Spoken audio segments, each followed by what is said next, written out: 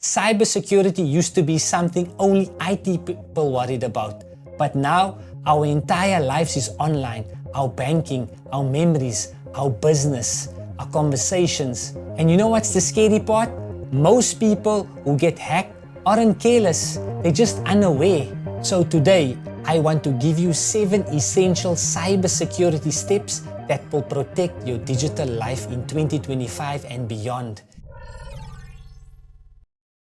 Use a secret email for banking and financial accounts. Your email is the master key to your entire life. If someone gets into your emails, they can reset your password. Guys, it's so important. One of the most underrated security moves is creating a secondary email that no one, only you know. So this email, you should be only using it for example, banking, investments, government accounts, tax accounts, credit cards, and insurance. Hackers attack the email they know. But if your financial email is private and never used in public, no hackers can target it because they don't know it exists. Just make sure you never link anything that's financial with your private email, guys. It's so easy. Go to Gmail, create a new email address, call it Financial Mr. X, and then you phone your banker, you change it, tell them you want to use this email. Maybe you have a mutual account, or maybe you have an investment account with Investec, or you have a Momentum account, or maybe you have a SARS account, you have a CSD account. So guys, this is so important. Make sure you are changing your email because the hackers, they leave no stone unturned. Strong passwords. Two-factor authenticator, meaning 2F. Think about your password as the front door, but think about your two-factor authenticator as the security gate before. A strong password without a 2FA is weak, and a 2FA without a strong password is also weak. So guys, here's the formula. Use a password manager. Make sure you're finding a password manager, guys. Don't give an easy password. Also use between 14 to 16 characters. This one combination blocks over 90% of hacking attempts. It's like having a digital bodyguard for every account. Freeze your credit. Identity theft is one of the fastest growing crimes in the world. A criminal can take your name, your ID, and open up loans, store accounts, contracts, cell phone plans, and you won't even know until the debt collectors start calling. Freezing credit cards stops this. And another note, guys, did you ever watch that movie Identity Theft? And you see they can murder you, they can take your ID, they can actually clone you and they become you. And it gets so bad that if you get stopped at the airport at customs and you have the similar name, and then you always get through interrogation, guys. So please, guys, take this advice. Use tap to pay and virtual cards. This is a game changer, guys. Every time you swipe or insert your physical card, you expose your real card. If that system is compromised, your card can be cloned and stolen, guys. But when you use tap to pay, like Apple Pay or Google Pay, it doesn't send your real card number. It sends a token, a fake number that works only once. This protects you from card cloning, skimming. Online is the same, guys. Use a virtual card for online shopping. If the website gets hacked, your real card number is safe. The physical card should be your last option. Avoid public Wi-Fi and routers. One of the easiest ways to get hacked is through a fake Wi-Fi network. You're at an airport and you see free airport Wi-Fi. It looks legit, but a hacker can create these networks and call them anything they want. The moment you connect, they can see passwords, banking logins, social media, emails. So what should you do? Use your mobile hotspot. Use your mobile data or wait until you're in a trusted network. Guys, if you must use public Wi-Fi, avoid logging into anything sensitive. This one step can save you from massive breaches, guys. Disable Wi-Fi and Bluetooth when not in use. Our devices constantly search for unknown networks and Bluetooth devices. Hackers can exploit this. When your Wi-Fi or your Bluetooth is always on, your device is always broadcasting. It reveals previous networks you connected to. It can be tricked into connecting to a fake version of those networks. Turning off Bluetooth and Wi-Fi when you're out protects you from tracking and hijacking attacks.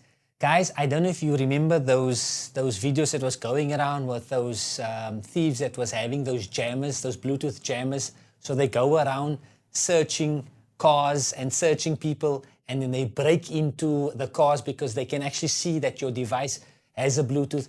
So many South Africans are being exploited and taking advantage of this. So this is a simple thing, guys. Remember, when you close your laptop, switch off your Bluetooth. We are so lazy sometimes because the computer goes into sleep.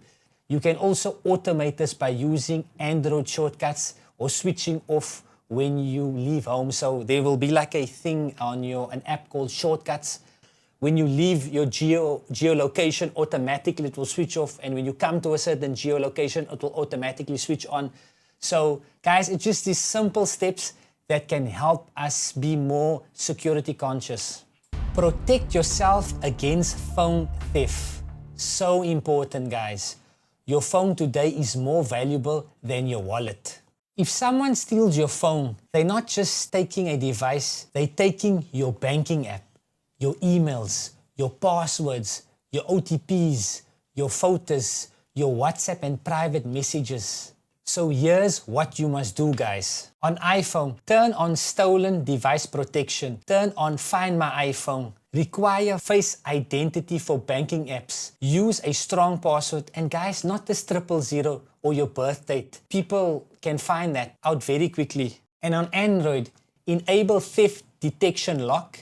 Turn on Find My device. Require fingerprint for all sensitive apps.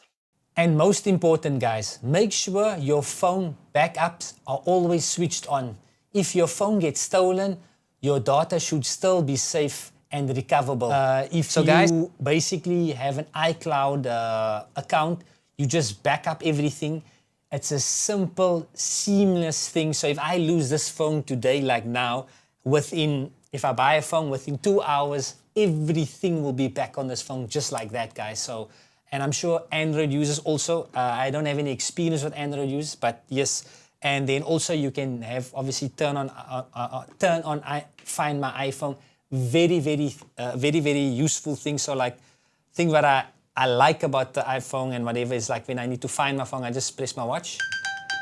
And then it always just rings and I can actually just find it and it'll take me there. So it's so important to obviously use this little things. And in closing, guys, I want to give you a few extra tips.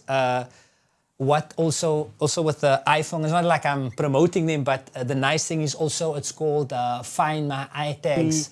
So when you need to find something, you can go in there. Like I have one AirTag in my wallet. I have one AirTag on my keys. I have one AirTag on my bags. I have one AirTag everywhere. And then you just open up the app. And then you basically, when you need to find your keys or whatever, you click on the sound. It will make a sound and you know where your keys, or it will take you directly to where you are or where the thing is. So guys, if the guys like myself always sometimes misplace my wallet or misplace certain of my bags, I can always find it. And a good tip is also when you're at the airport and your luggage is coming from, you're tracking your luggage, you put an AirTag in your luggage. And then you can basically see when the bag is coming out. Very cool point, guys. Another key thing on Apple, if you go and Find My friend, I'm actually looking here now. So like I have all my family, like my wife and things like that. So I can basically track where they are and she can track me at any given point. So it's a good tool to have to basically make sure your loved ones, you're always tracking them where they are. And, at any point in time, they can just find the directions to you. Just one scam that I want to tell you about, it's this intercepting of emails. So when I was in one attorney, I was busy buying one property. So he then told me that I need to do a test run. I need to send 100 Rand in to the account where the X amount you have to pay a certain deposit fee, whatever, to buy the property.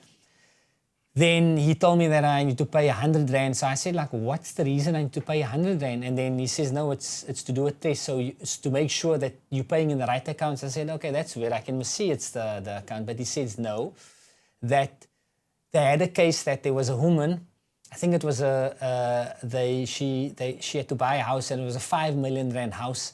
And then they sent, I don't think it was their firm, I speak under the correction. The email was sent, the buyer, the attorney sent it to the seller.